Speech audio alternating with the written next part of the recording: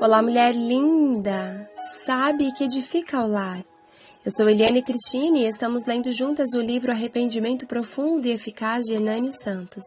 Esta leitura foi autorizada. Para a aquisição do livro, entre em contato com a editora Vim. Leitura 32. Arrependimento, a necessidade universal. Pai, eu oro pela amiga que me ouve e peço que o Teu Espírito Santo, aquele que nos convence, traga entendimento e revelação através dessa leitura, para que ela possa ser um instrumento e um canal de Deus na vida de outras pessoas.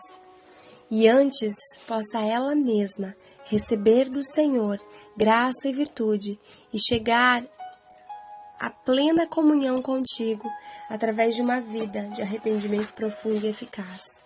Eu oro em nome de Jesus, amém. Quinto, a confissão de desespero. Mateus capítulo 27, verso de número 4, fala de Judas, eu pequei.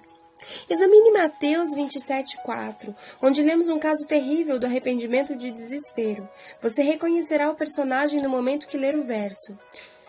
E Judas disse, eu pequei.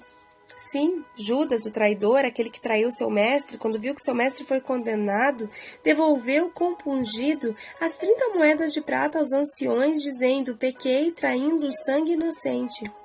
E tendo ele atirado para dentro do santuário as moedas de prata, retirou-se e foi enforcar-se. Judas é um exemplo típico de que apenas dizer eu pequei, apenas confessar seus pecados, não quer dizer absolutamente nada. As características desse pecador. Sua confissão é fruto de um remorso. Ele nunca se perdoa, não crê que pode ser redimido. Há remorso no homem que vê a morte face a face e diz, eu pequei. Você lhe fala que Cristo morreu pelos pecadores e ele responde, não há nenhuma esperança para mim. Eu blasfemei contra Deus na sua face, eu desafiei a Deus.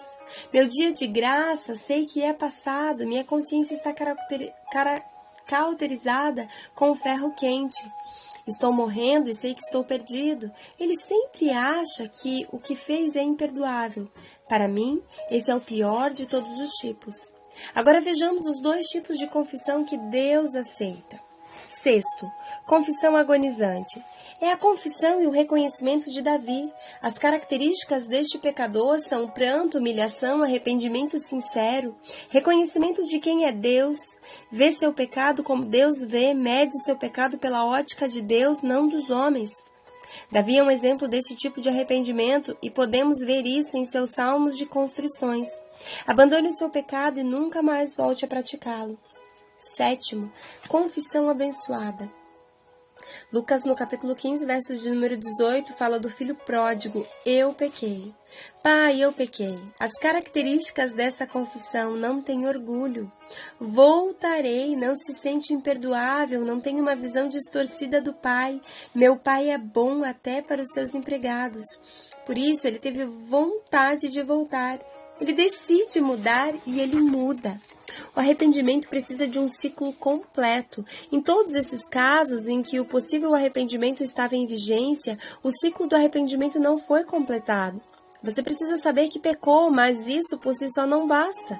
Você precisa sentir dor, desespero, tristeza pelo pecado, mas apenas isso também não basta. Você precisa então saber que pecou. Sentir tristeza, dor pelo pecado, precisa abandonar o pecado, deixar o pecado, não pecar mais, vir para a vida e seguir agora o caminho da verdade. Esse é o completo ciclo do arrependimento. O remorso destrói você por dentro e rouba sua alma. O arrependimento restaura você e traz uma vida nova. Diante disso, essas três coisas necessárias são chamadas de ciclo necessário do arrependimento, e são elas: razão igual a convicção. A confissão é igual, irá fazê-lo a sentir dor e tristeza pelo pecado. Conversão é igual a mudar de direção, voltar à vida, abandonar o pecado. Arrependimento no Velho Testamento.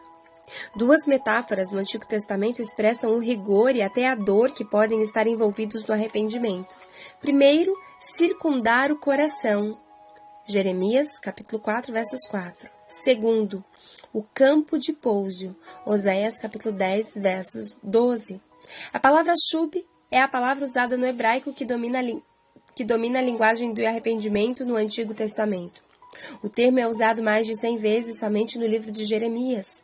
A palavra significa mudar o curso de uma ação, mudar o rumo e voltar atrás. Essa mudança pode se referir à apostasia, um afastar-se de Deus. Números capítulo 14, versos 43, Josué capítulo 22, versos 16 ao 18, do 23 ao 29. Do 23, versos 29, 1 de Samuel, capítulo 15, versos 11 e 1º livro de Reis, capítulo 9, verso 6. A palavra shub denota predominantemente um afastar-se da rebelião contra Deus e voltar para Deus. Significa voltar completamente para Deus. Isso revela uma atitude radical da mente e das ações. Essa aplicação está frequente dentro do contexto das relações entre o homem e a aliança de Deus com o seu povo. Nesta aliança, Deus fez provisão de ser gracioso. Agora veremos no Velho Testamento Deus exortando o seu povo constantemente, usando a palavra shub para que seu povo volte para ele, para a aliança, para o seu conserto. Ele usa o termo para arar os vossos corações que se tornam endurecidos, portanto precisam circuncidar vossos corações. Mesmo termo é usado para falar do retorno do povo de Deus do exílio.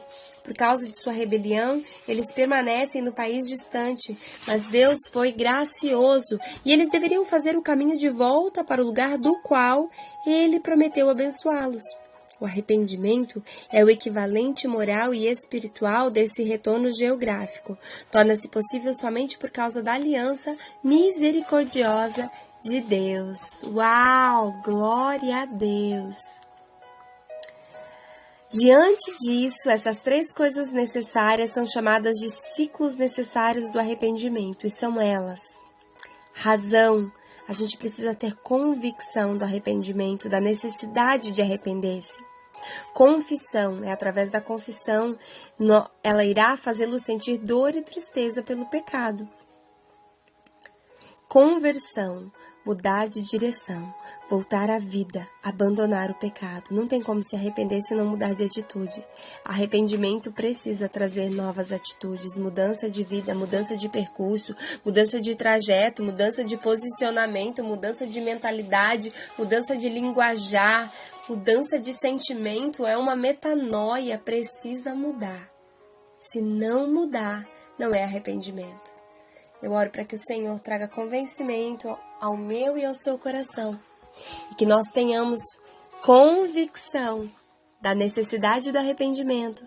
Que nós possamos fazer confissão a Deus e, se necessário, a um líder espiritual que possa nos acompanhar nessa jornada. Até para nos cobrar e puxar a orelha para de fato entender se já deixamos e abandonamos o pecado.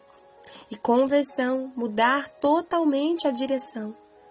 Mudar totalmente o estilo de vida. Aquilo que fazíamos e que desagradava a Deus outrora, não podemos fazer mais. É uma nova história. É um novo nascimento. E esse novo nascimento precisa ser diariamente. Eu preciso tomar a minha cruz, preciso seguir a Jesus todos os dias, todos os dias, todos os dias, até a volta do Senhor. Até eu estar com Ele nas núpcias, na eternidade. Que o Senhor te abençoe. Um grande beijo e até a nossa próxima leitura.